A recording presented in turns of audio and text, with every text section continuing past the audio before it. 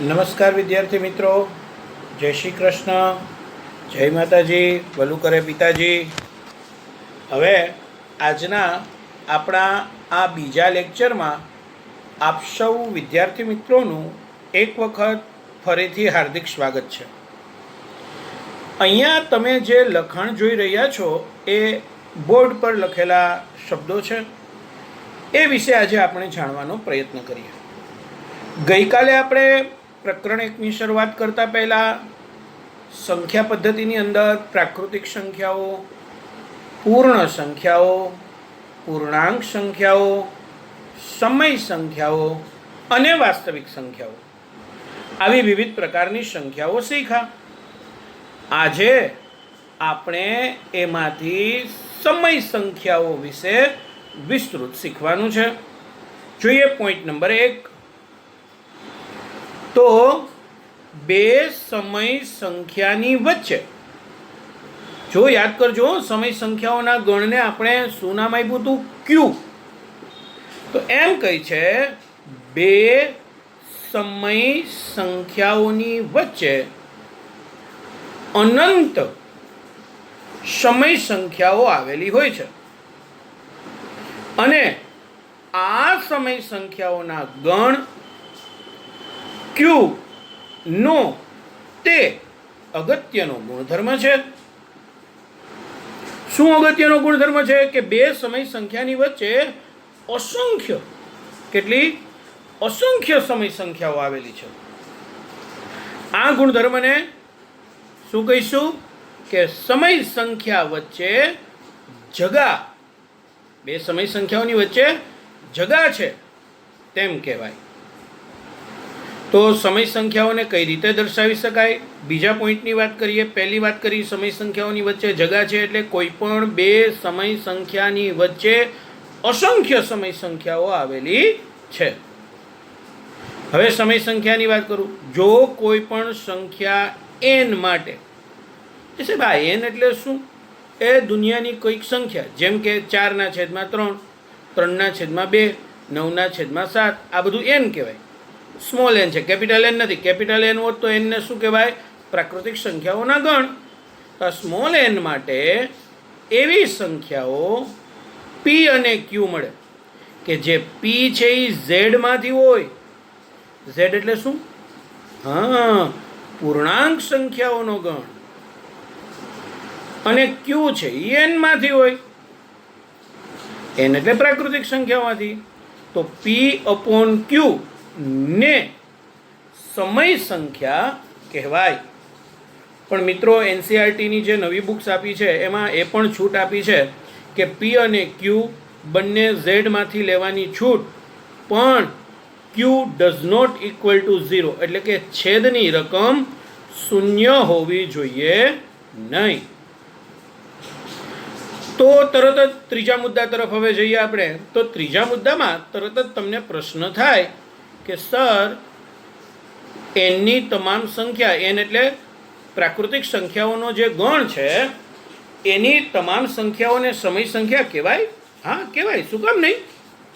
કારણ કે એન ગણની જે સંખ્યાઓ છે, 1 2 3 4 5 6 7 8 9 થી છેટ અનંત સુધી, એમાં દરેકના છેદમાં કાંઈ નથી. કાંઈ નથી તો શું હોય? એક તો હોય જ. તો એનની તમામ સંખ્યાઓના છેદમાં એક હોવાને લીધે આપણે આ સંખ્યાઓને પણ સમય સંખ્યાઓ તરીકે ઓળખીશું. તો શું સાહેબ, જેમ પ્રાકૃતિક સંખ્યાઓના ગણને સમય કહેવાય, તો શું ઝેડને પણ સમય કહેવાય? હા, કેમ નહીં? ઝેડ એટલે પૂર્ણાંક સંખ્યાઓ. તો પૂર્ણાંક સંખ્યા જેવી કે -3, -2, -1, -19, માઇનસ સમથિંગ, કોઈ પણ જેના છેદમાં કાંઈ નથી, તો એના છેદમાં શું છે? હા, એક તો છે જ. તો એને p/q સ્વરૂપે દર્શાવી જ શકાય. હા, તો જો જે સંખ્યાને આપણે p/q સ્વરૂપે દર્શાવી શકીએ એને આપણે કેવી સંખ્યાઓ કહીએ છીએ? સમય. તો સાહેબ, ઝેડમાં તો શૂન્ય પણ આવે અંશમાં. આ તો ભલે નહીં આવે ભાઈ. તો શૂન્યના છેદમાં કોઈ પણ નંબર એટલે શૂન્ય જ કહેવાય. તો એ પણ સમય સંખ્યા છે. તો યાદ રાખજો, ઝેડ પણ સમય સંખ્યાનો જ ગણ છે. તો શૂન્યને સમય કહેવાય? હા, શૂન્ય પણ સમય સંખ્યા છે. હા, હવે આનો પાંચમો મુદ્દો, કોઈ પણ બે સંખ્યા એક્સ અને વાય બિલોંગ્સ ટુ ક્યુ, એટલે કે એક્સ અને વાય છે એ સમય સંખ્યામાંથી કોઈ પણ બે સંખ્યાઓ છે. આ બે સંખ્યાની વચ્ચે જો તમારે એક સમય સંખ્યા, યાદ રાખજો કેટલી, એક સમય સંખ્યા મૂકવાની હોય તો આપેલી બે સંખ્યાઓ વચ્ચેની એક સમય સંખ્યા કઈ? આ ગોતવા માટે આપેલી બંને રકમનો સરવાળો ભાંગા 2.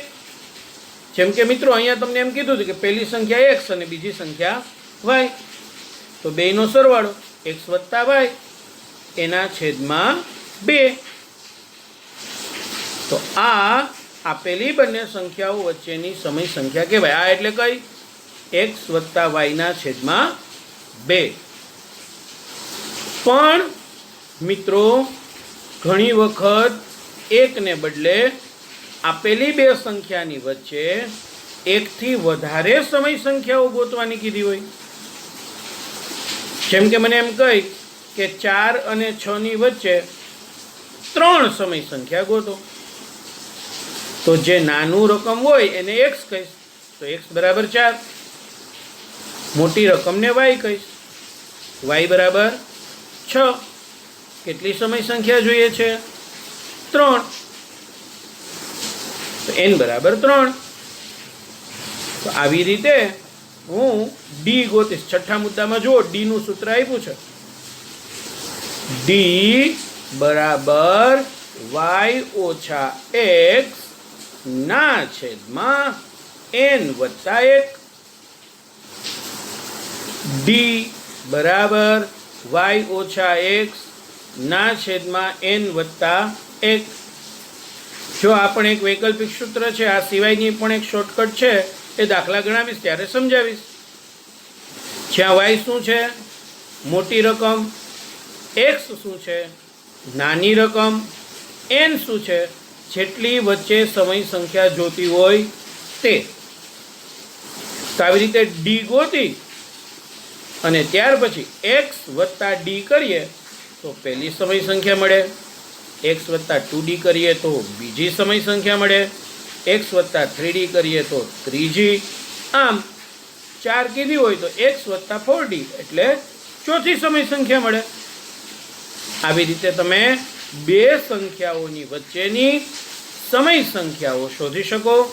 મિત્રો આજના લેક્ચરનું ફરીથી પુનરાવર્તન કરીએ. પહેલો મુદ્દો જેમાં આવ્યું હતું, સમય સંખ્યાનો અગત્યનો ગુણધર્મ છે કે બે સમય સંખ્યાઓની વચ્ચે જગા છે. એનો મતલબ છે બે સમય સંખ્યાઓની વચ્ચે અસંખ્ય સમય સંખ્યાઓ આવેલી છે. બીજો મુદ્દો, સમય સંખ્યા કોને કહેવાય? તો કે p/q સ્વરૂપે લખાયેલી સંખ્યા, જ્યાં p અને q બંને z માંથી લઈ શકો, પરંતુ છેદ જે છે એટલે કે q જે છે એ શૂન્ય હોવો જોઈએ નહીં. ત્રીજા ગુણધર્મની વાત કરી હતી કે પ્રત્યેક પ્રાકૃતિક સંખ્યા છે એ સમય સંખ્યા છે, કારણ કે પ્રાકૃતિક સંખ્યાઓના છેદમાં કાંઈ ન હોય તો એક તો હોય જ. ચોથા ગુણધર્મની વાત કરું કે પ્રત્યેક પૂર્ણાંક સંખ્યાઓ પણ સમય સંખ્યા છે, કારણ કે જેના છેદમાં કાંઈ નથી એના છેદમાં એક તો છે જ. એટલે માઇનસવાળી સંખ્યાઓના છેદમાં એક છે, પ્લસવાળી સંખ્યાઓના છેદમાં પણ એક છે, અને શૂન્યના છેદમાં કાંઈ ન હોય તો એક હોય જ. ગમે એ હોય તો એનો જવાબ તો શૂન્ય જ આવે. એટલે ચોથા ગુણધર્મની પણ વાત કરી. પાંચમા મુદ્દાની અંદર વાત કરી કે બે સમય સંખ્યાઓની વચ્ચેની સમય સંખ્યા જોતી હોય તો બંને સમય સંખ્યાનો સરવાળો કરવાનો, એના છેદમાં 2 લખવાના, તો એની વચ્ચેની સમય સંખ્યા એક સમય સંખ્યા જોતી હોય તો તમને મળી જાય.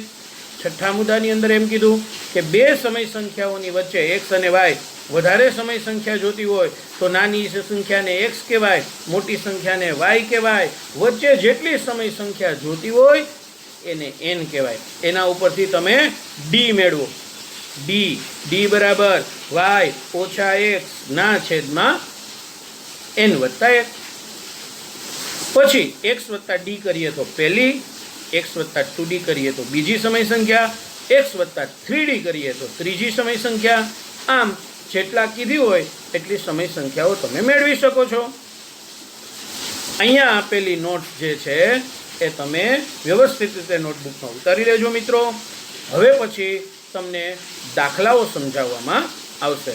દાખલાઓ સમજશું એટલે કન્સેપ્ટ ક્લિયર. ફરીથી એકવાર, શું P/Q સ્વરૂપે લખેલી સંખ્યાને સમય સંખ્યા કહેવાય? બે સમય સંખ્યાની વચ્ચે જગા છે. n છે એ સમય સંખ્યા છે, z એ સમય સંખ્યા છે, શૂન્ય પણ એક સમય સંખ્યા જ છે. બે સમય સંખ્યાઓની વચ્ચેની સમય સંખ્યા જોતી હોય એક જ તો બેનો સરવાળો ભાંગ્યા d. એકથી વધારે જોતી હોય તો y-x/n+1 કરીને d મેળવો, x+d x+2d up to up મેળવી અને સમય સંખ્યાઓની વચ્ચેની સમય સંખ્યાઓ શોધી શકાય. Thank you. ફરી પાછા મળીશું નેક્સ્ટ.